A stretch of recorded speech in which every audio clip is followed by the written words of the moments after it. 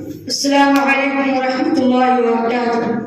الحمد للہ وحدہ والصلاة والسلام علی من لا نبی بعدہ. اما بعد فاعوذ باللہ من الشیطان الرجیم. بسم اللہ الرحمن الرحیم. کل نفس ذائقۃ الموت. صدر محترم حکم صاحبان، مشفق اساتذہ اکرام اور میرے سامنے بیٹھے عزیز ساتھیوں، آج کے سالانہ تقابلی انجمن میں میرا موضوع ہے موت ایک اٹل حقیقت. برادران اسلام، موت ایک اٹل حقیقت ہے جس سے کہ کسی کو چھٹکارا نہیں، اور وہ قانون الہی ہے جس سے نہ انبیاء نہ اولیاء نہ شاہ و قدر مستثنا ہے. کسی نے سچ کہا ہے الموت قدح کل نفس شاربہ، الموت قدح کل نفس شاربہ والبقر والقبر باب کل نفس داخلہ.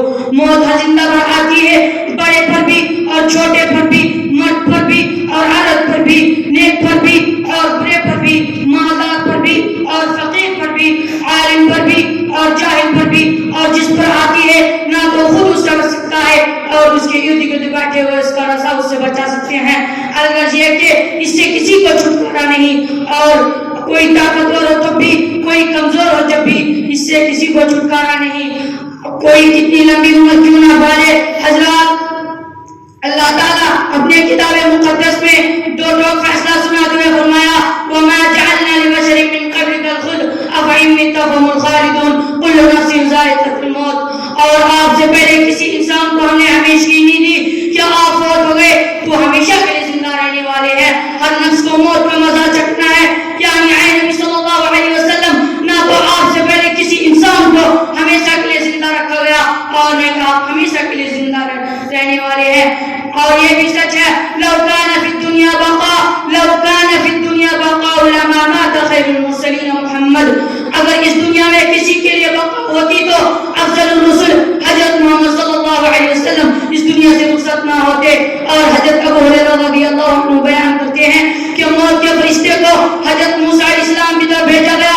چنانچہ ان کے پاس پہنچا تو حضرت موسیٰ علیہ السلام نے ان کو تھپڑ رسید کر دیا اور ان کی ایک آنکھ پھوڑ ڈالی، اور اپنے رب کے پاس واپس لوٹا اور کہا تو نے مجھے اس بندے کے پاس بھیجا جو موت کا خواہش مند نہیں. اللہ تعالیٰ نے ان کی آنکھ واپس لوٹائی اور کہا جاؤ اس سے کہو کہ وہ ایک بیل کے پیٹھ پر ہاتھ رکھے، پھر جتنے بار اس کے ہاتھ کے نیچے آئے ان میں سے ہر ایک کے بدلے 1 سال مزید ہے.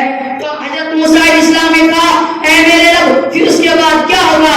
تو اللہ تعالیٰ نے فرمایا پھر موت. تو انہوں نے کہا پھر تو موت ابھی منظور ہے. اس حدیث سے ثابت ہوا کہ موت سے قطعاً کسی کو چھٹکارا نہیں. کوئی لمبی عمر کتنی لمبی عمر کیوں نہ پالے. حضرات، موت ایسی چیز ہے جو اپنے وقت مقررہ پر آتی ہے، نہ ایک لمحہ پہلے آتی ہے نہ ایک لمحہ بعد میں آتی ہے. اللہ تعالیٰ کا فرمان ہے وَلَن يُؤَخِّرَ اللَّهُ نَفْسًا إِذَا جَاءَ أَجَلُهَا وَاللَّهُ خَبِيرٌ بِمَا تَعْمَلُونَ. اور کسی کا وقت مقررہ آ جاتا ہے تو اللہ تعالیٰ اسے ہرگز مہلت نہیں دیتا، اور جو کچھ تم کرتے ہو اللہ تعالیٰ اس سے بخوبی باخبر ہے. کسی انسان کو نہ موت کا وقت معلوم ہے اور نہ اسے یہ پتا ہے کہ یہ کہاں آئے گی اور کس وقت آئے گی. اپنی موت کے وقت مقررہ پر کوئی جس حالت میں ہوگا، جہاں کہیں بھی ہوگا، موت اسے آ کر رہے گی. ارشاد باری تعالیٰ ہے وَمَا تَدْرِي نَفْسٌ مَاذَا تَكْسِبُ غَدًا وَمَا تَدْرِي نَفْسٌ بِأَيِّ أَرْضٍ تَمُوتُ إِنَّ اللَّهَ عَلِيمٌ خَبِيرٌ. نیز اللہ تعالیٰ کا فرمان ہے أَيْنَمَا تَكُونُوا يُدْرِككُمُ الْمَوْتُ أَيْنَمَا تَكُونُوا يُدْرِككُمُ الْمَوْتُ وَلَوْ كُنْتُمْ فِي بُرُوجٍ مُّشَيَّدَةٍ. تم جہاں کہیں بھی رہو موت تمہیں آ کرے گی، گرچہ تم اپنے قلعوں میں بند جاؤ. مسلمانوں، موت سے پہلے کے وقت کو غنیمت تصور نہیں کرنا چاہیے.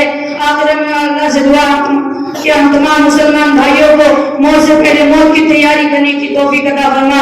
آمین. وآخر دعوانا الحمد للہ رب العالمین. السلام علیکم ورحمۃ اللہ وبرکاتہ.